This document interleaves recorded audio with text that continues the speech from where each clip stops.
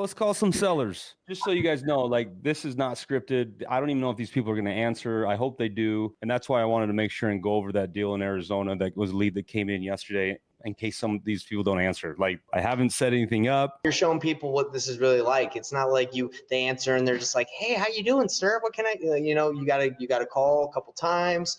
But as you do that, I'll write down kind of the steps you're taking. So Jody Davis is her name. I don't know if I'm allowed to say that or not. She came in as a lead this morning, and it is Upland. Well, the street is Upland Ridge, Northwest Conyers, Georgia. Oh, bro, I do a lot of advertising in and around Atlanta, and this is a suburb of Atlanta. I love Atlanta. Great market, great wholesale market, a lot of cash buyers, a lot of investors, a lot of hedge funds, a lot of all the above. I grew up right there, brother. I grew up in Marietta, Georgia. Right? Oh, that's right. I knew that. Let's call her, man. What's up? Let's call her. As we're talking, I'll probably get like Zillow, Redfin, Realtor.com open and stuff. But let's call her, see if we can get on the phone first. That just makes it real when you're looking at something or when you're talking to them. Hello. Hello, is this Jody? Who's calling? Jody, my name is Lane. I am calling because you had filled out some information on one of our websites about your property that you're trying to sell on Upland Ridge. Yes. How are you today? I'm fine. Good. Well, Jody, I wanted to reach out. I appreciate you finding us. What can you tell me about what you got going on there with that property? I'm not sure what you're asking. Well, just tell me a little bit about it. I want to sell it.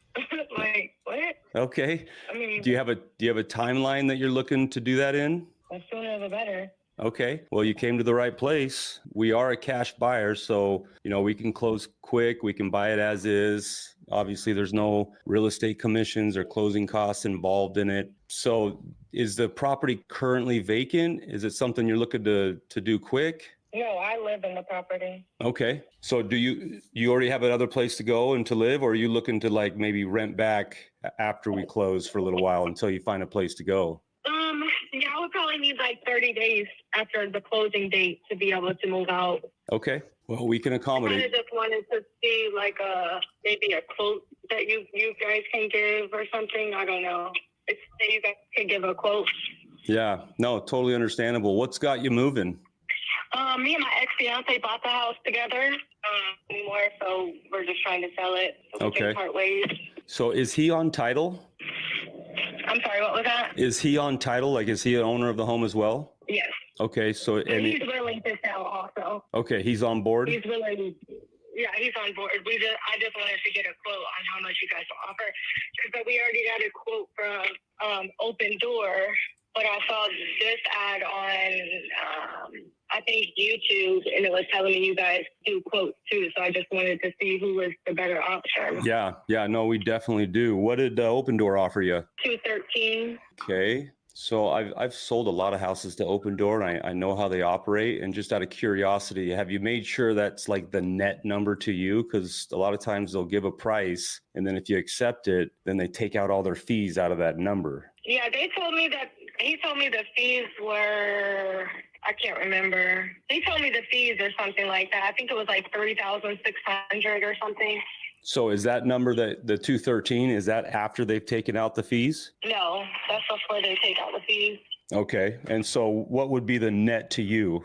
Currently we owe $163 on the house. Okay. Well, I was trying to get to the bottom of what Open Door's offer was. So if they said 213, and then there's how much in fees off of that? I think it was like $3,000, he said, after all the fees. So it would be like $210,000. Maybe $209,000 that they would give us. Okay. And have they been out to see the property yet? No. Okay. Yeah. We got an appraisal, and currently the appraisal is $230,000. 230. Okay. Yeah. And how's the overall condition of the home? Everything's fine with it. The only thing is that storm that just happened, that tornado that touched down over by us. There's a portion of the roof that the shingles came off of. So I tried to get it covered by the insurance. They said it was like $4,000 to fix it, but that's like as much as my deductible. So they just, I'm just going to have to fix it. So it's about $4,000.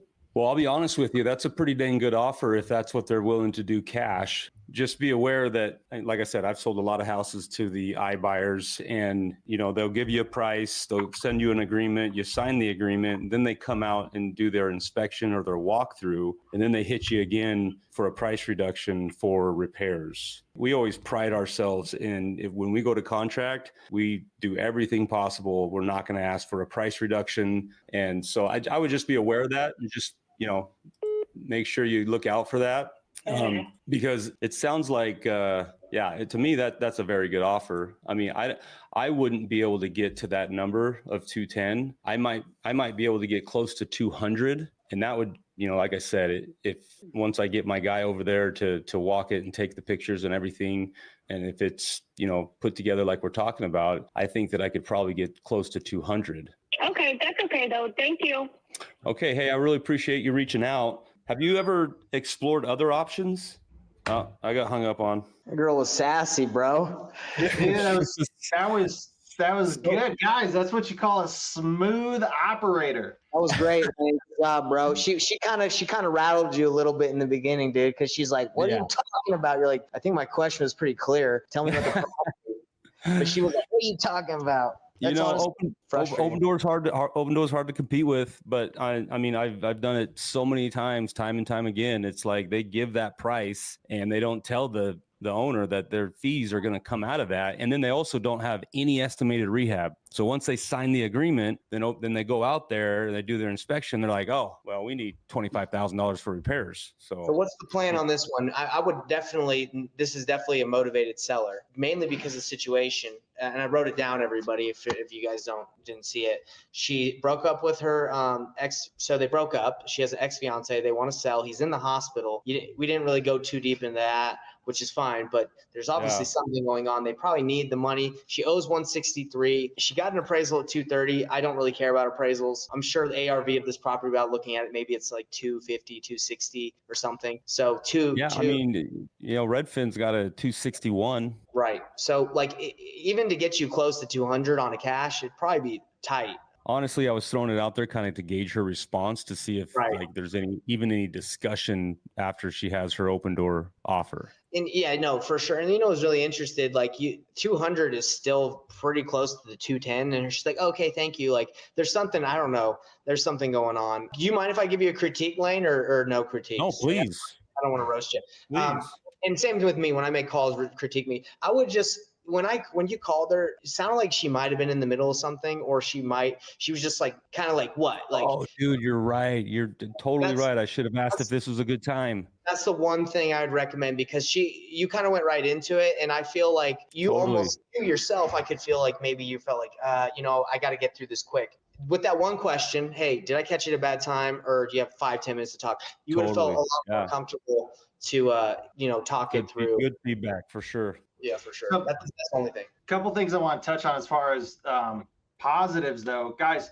And again, like a testament to been doing this for a minute, right, guys? When in the beginning, right, she was kind of a little bit of a aggressive tone, right? She sounded like she didn't really want to be on the phone, or she sounded like she was about to hang up any second, right? One wrong word. Yeah. If you guys noticed, he just kept moving the conversation forward, right? Naturally. And you know what happened? And this is what happens with so many sellers, right? It might start off rough, but when you keep just kind of moving the ball forward, it smooths out, they get in the groove of it, and then it turned into a perfectly fine conversation, right? And you just had to work through that little bit of that upfront barrier, that smoke screen that they put up initially, right? So kind of keep moving through that process, kind of no matter how their tone is in the beginning. And then the other thing that I love that you did, like pro move. Guys, the other offer, right? She's like, "Oh, open door 213. Guys, this is so great. You weren't like, "Oh man, they're lying, this, that."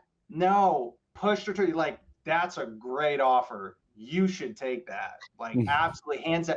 Guys, whenever there's and especially because the thing is, you know how the process goes. Even if you're like, "Oh, wait, but that's not a real offer, blah, blah, blah." And you kind of gave her a little bit of a heads up, which is good. Like, "Oh, hey, just keep an eye out for these things."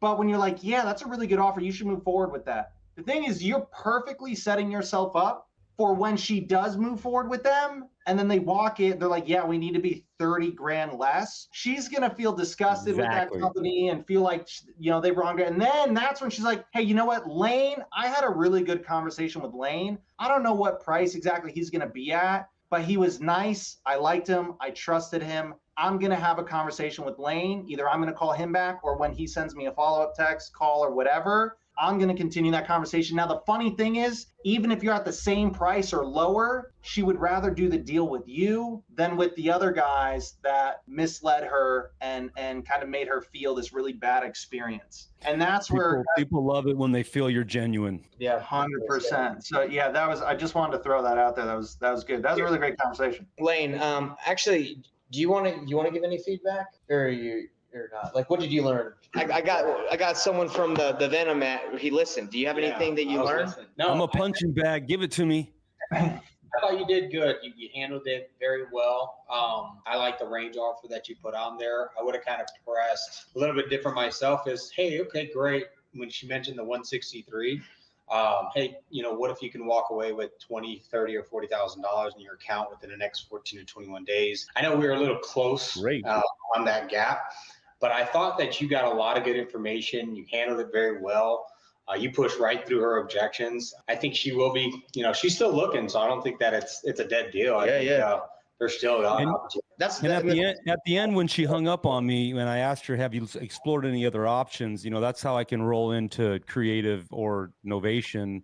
Right. But I got hung up on. But sub 2 and seller finance is very difficult in a breakup. You got ex-husband, ex-wife. They don't want to be tied. And they want their money, right? They want their money, and they're like, nah, you ain't making payments to us. Like, we're done. Get us out of here. So Lane, this is really good, because this situation that we all just saw, it happens a lot, because you just talked to someone that was motivated. I would say, like, yes, pursue this, but it kind of ended kind of like either she just hung up. I was kind of rude a little bit, to be honest. What are you going to do now? Would you call her again tomorrow and just act like that didn't happen? Would you text her and say, hey, sorry, I might have caught you at the wrong time, but I still have a couple questions. What's your plan? She is definitely going to be in my follow-up campaign until she opts out. So I put them in my follow-up, and yes, I will call her. I'll probably give her more than a day. I'll probably give her a couple days and just see how it's going with that offer with Open Door, and just say, hey, I'm here. We're, love to give you a final offer if anything happens. So, and then she'll be in my follow-up.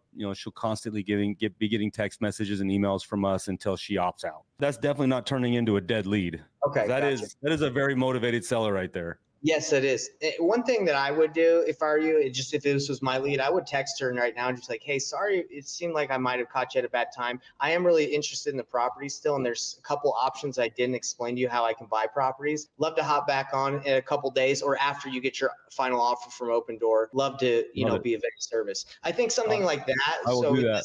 Yeah, because I think if like you don't really engage or like get back with her until later, I don't know. I just would just touch on that and just be like, hey, I'm here. So awesome. Yeah. Ready man. next one? Yeah, Lane, and I hope you're cool. I appreciate you just this feedback. I'm the same way. Calls. I love it. You guys are gonna have a lot for me, just because there's so much to remember, guys. I'm telling you. That's why it's such a skill set. Like, a lot of people think when they get into this game, they can just hop on and they're closing deals. It's like, guys, it's taken years for Lane and me and Nathan to master the skill and even it's a daily thing. Like, no one is born a great salesman, right? Some people can be born at communicating and talking well, but being a salesman, it's practice. Like, you talk to the best sales guys, they practice every day. So just, if you don't feel like you're good, it's okay. It takes practice and it takes time. 100% agree. Hey everybody, what's up? It's Nathan Payne, and for the first time ever, we just released this insane training bundle that has literally everything that I've learned from doing a combined 4,000 deals in real estate, all from starting with absolutely no previous business background experience or any real estate experience. Plus, there's over $19,000 worth of free gifts that we're throwing in, all for an insanely low price. If you want to get your hands on this, be sure to click the first link on the description below right now.